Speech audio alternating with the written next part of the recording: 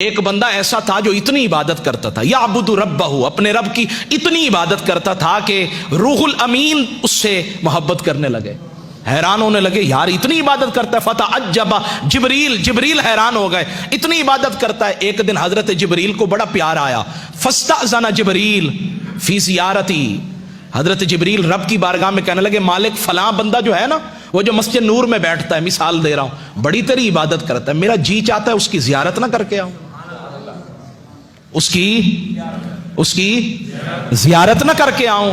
حضرت جبریل نے جب یہ بات کی نا، رب نے فرمایا تجھے اجازت ملے گی، اذن لہ، اجازت دیتے ہیں، بشرط، لیکن ایک شرط ہے۔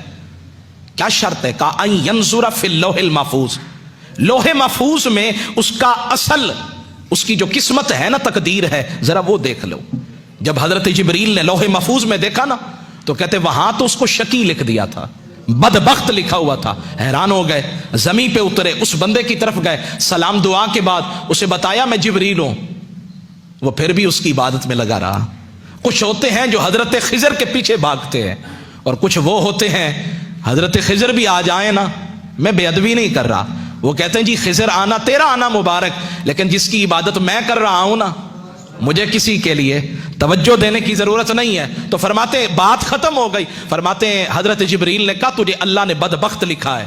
وہ پتہ کیا کہنے لگا؟ الحمدللہ، نہیں سبحان، اونچی بانا سبحان اللہ، ہر حال میں راضی رہنا، جیسے تو راضی ویسے میں راضی۔ کہنے لگا الحمدللہ، یا اللہ تیرا بڑا کرم ہے، کم از کم لکھا تو ہے نا، بدبخت لکھا تو ہے نا، کچھ نہ کچھ تو لکھا ہے، ادھر لکھے پھر بھی تیری مرضی ہے، ادھر بھی لکھے تیری مرضی ہے، کم از کم اتنا تو دلاسا ہے کہ تو نے لکھا ہے۔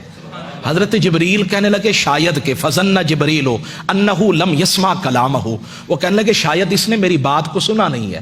فاعاد علیہ القول، اس حضرت جبریل نے پھر کہا حضرت آپ تو ساری زندگی عبادت کرتے رہے، سجدے کرتے رہے، اور رب کا یہ معاملہ ہے کہ اس نے آپ کو شقی لکھ دیا ہے۔ اس نے پھر کہا الحمدللہ۔ فتعجب جبریل بڑے حیران ہوئے، کہنے لگے یہ کیا معاملہ؟ اس نے کہا لو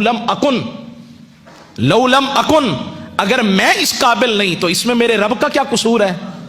میں اگر ہوں ہی نکما، میری ذات میں میری قسمت میں لکھا ہی نہیں ہے، تو اس میں میرے رب کا کیا قصور ہے؟